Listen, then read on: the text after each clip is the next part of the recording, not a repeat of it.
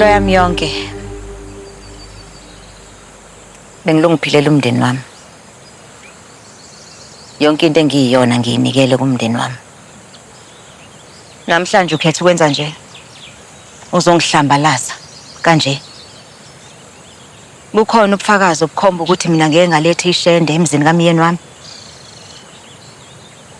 Noma esikwaziyo ngami ukuthi bengunkosikazi oqotho. Aweseke ingane zakhe. Niyangazi la. Akekho umuntu ongangazi kulomphakathi.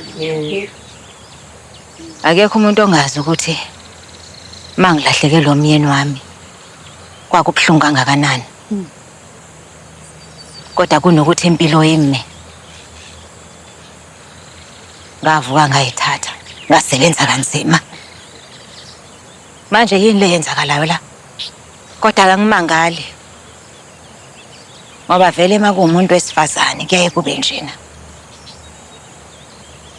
Angeke ngilivume leli cala engisolwa ngalo. Isono sami bekuyini? Ukuthi ngeke ngaba nempilo phambilini. Yazaka. Ngayizwa la. Kulungilaka Ndosi ngoba phela ukhona ubufakazi. Ngiyocela nje ungivumele ngilethe ufakazi wami nami la. Lungile. Aha. Ungabiza ufakazi. Mahlophe, sondela nkosikazi.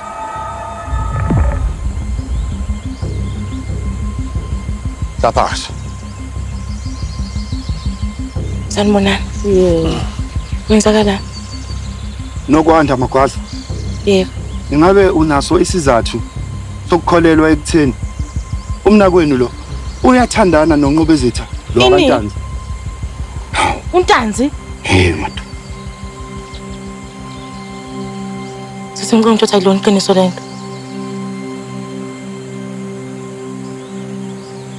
Wangenza ngakholwa nje sisi ukuthi kwakumelana nomsebenzi nje kuphela. Wamfaka empilweni zethu. Emzini kanje nje sisi. Naza. Hey, swake Magwaza. Aha. Yabonakala nto.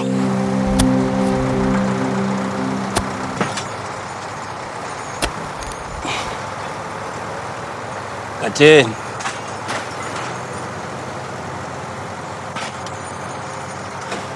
Wenzenjani? Yabona nje ukuthi uNtanzi akophi yena. Ukhuluma ngani? Zonke indaba oyithuthayo ngasazi. Manje ikupho lindele ukuthi ngikwenze. Ngenza lokho ekufanele ukuthi ngikwenze. Uyasiphephisa. Iyona inkinga yakho ke leyo. Yabona njengomuntu ozalelwe kulomkhakha lo we-construction. Ngiyakubona ukuthi ucabanga ukuthi umbuso kaNtanzi wakho ngensini. Ukhuni oqiliswe egazini. Futhi soliyabona nokubola.